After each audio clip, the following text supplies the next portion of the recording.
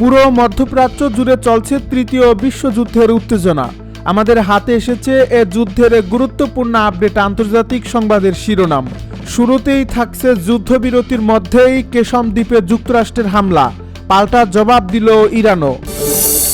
এবারে জানিয়ে দিব কুয়েত, বাহরাইনে মার্কিন ঘাঁটিতে ইরানের ব্যাপক হামলা, বাড়ছে মধ্যপ্রাচ্যের উত্তেজনা। আরও জানাবো মার্কিন হামলার জবাবে বাহরাইন সহ দুই দেশ ইরানের পাল্টা আক্রমণ। সব শেষে জানিয়ে দিব চীন পাকিস্তান সীমান্ত শক্তিশালী করতে শতাধিক রাফাল কিনছে ভারত। এতক্ষণ শুনছিলেন হাতে থাকা আপডেট সংবাদের শিরোনাম, এবারে বিস্তারিত। তবে তার আগে অনুরোধ রইল ভিডিওটিতে একটি লাইক এবং কমেন্ট করে জানিয়ে দিন ভিডিও সম্পর্কে আপনার মূল্যবান মতামত।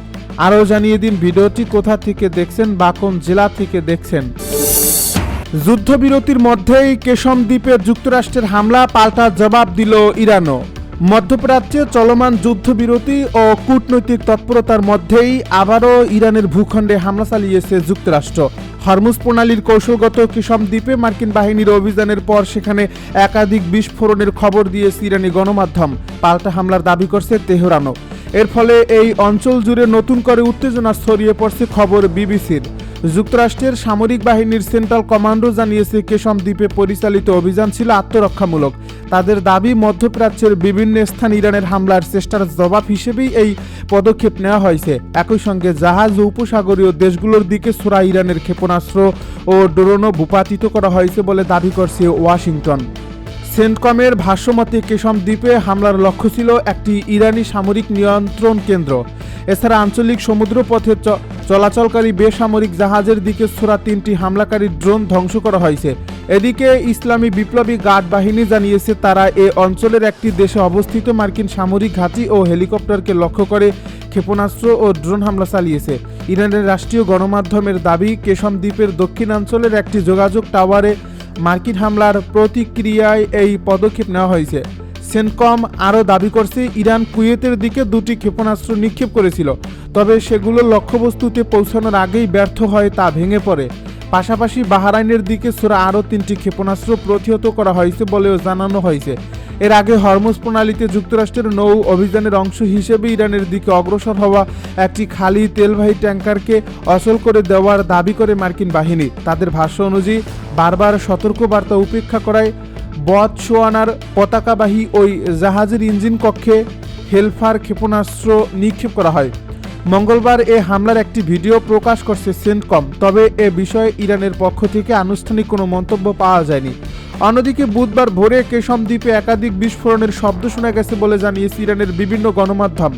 আধা সরকারি মেহর বার্তা সংস্থা জানায় বিস্ফোরণের ঘটনা ঘটলেও তাৎক্ষণিকভাবে বিস্তারিত তথ্য পাওয়া যায়নি। পরে রাষ্ট্রীয় সম্প্রচার মাধ্যম IRIB জানায় কেশম দ্বীপের সুজা ও মাসেন এলাকার কাছাকাছি কয়েকটি বিস্ফোরণ হয়েছে। প্রাথমিক মূল্যায়নে ধারণা করা হচ্ছে দুই এলাকার মাঝামাঝি একটি জনবসতিহীন এলাকায় কোনো ধরনের প্রজেক্টিল আঘাত এনেছে।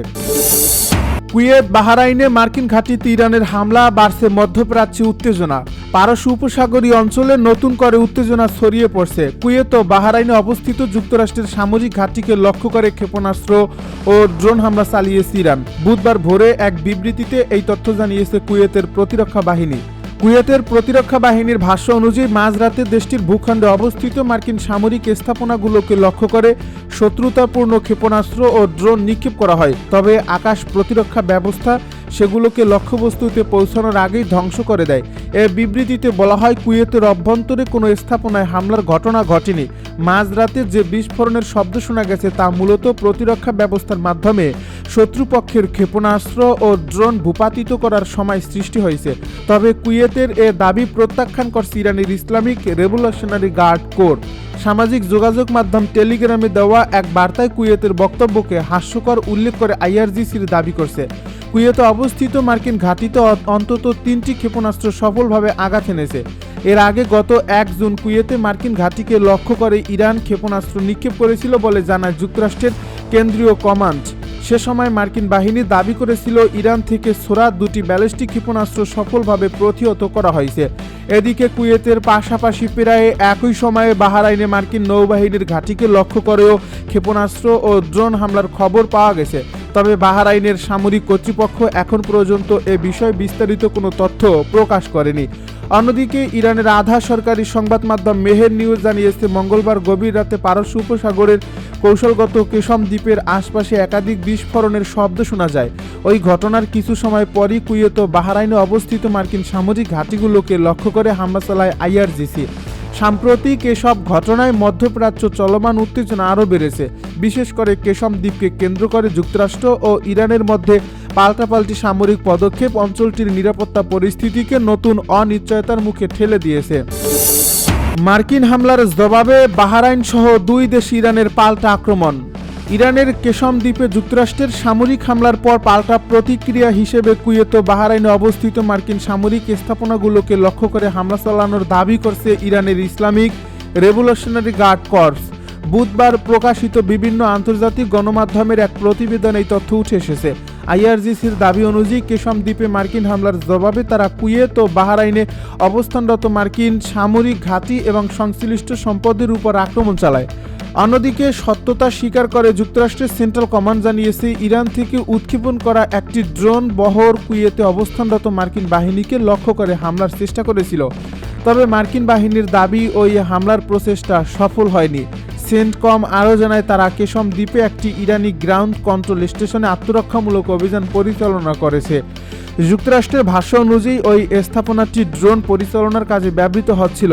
এদিকে কুয়েত ও বাহরাইনের বিভিন্ন এলাকায় বিমান হামলার সতর্ক সংকেত বেজে ওঠার খবর পাওয়া গেছে, যা অঞ্চল জুড়ে উত্তেজনা আরও বাড়িয়ে দিয়েছে। ইরানের রাষ্ট্রীয় সংবাদ মাধ্যম সংশ্লিষ্ট মেহের নিউজ এজেন্সি জানিয়েছে, কেশম শহরে বিস্ফোরণের শব্দ শোনা গেছে। ঘটনার প্রকৃত কারণ অনুসন্ধানে তদন্ত চলছে বলে জানানো হয়েছে। ইরান জানিয়েছে, সম্ভাব্য যে কোনো হামলা মোকাবিলায় তাদের সশস্ত্র বাহিনী প্রস্তুত রয়েছে। একই সঙ্গে দেশটি সতর্ক করে বলেছে, সংঘাত আরও বিস্তৃত হলে কঠোর প্রতিক্রিয়া জানানো হবে। চীন পাকিস্তান সীমান্ত শক্তিশালী করতে শতাধিক রাফাল কিনছে ভারত।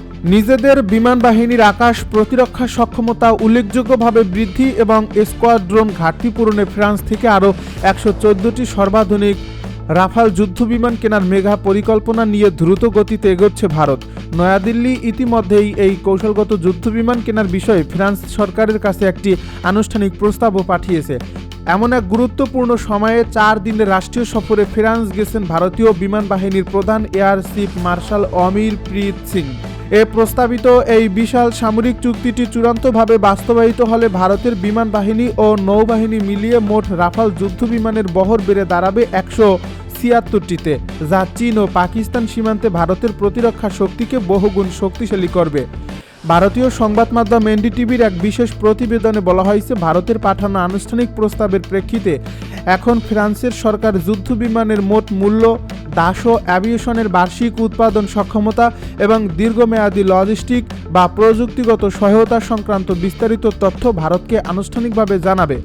আগামী 2 থেকে 3 মাসের মধ্যে ফ্রান্সের কাছ থেকে এই সংক্রান্ত চূড়ান্ত জবাব পাওয়ার আশা করছে নয়াদিল্লি এবং এর পরপরই 2 দেশের উচ্চ পর্যায়ের কর্মকর্তাদের মধ্যে আনুষ্ঠানিক দর কষাকষি শুরু হবে।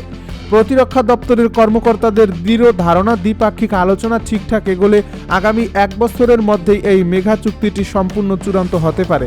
এই সামরিক প্রজেক্টটি সম্পূর্ণ সরকার টু সরকার বা G2G পদ্ধতিতে এগিয়ে নেওয়া হচ্ছে এবং চলতি জুনের মাঝামাঝি সময়ে প্রধানমন্ত্রী নরেন্দ্র মোদীর সম্ভাব্য ফ্রান্স সফরে এই চুক্তিটি অন্যতম প্রধান আলোচ্য বিষয় হতে পারে।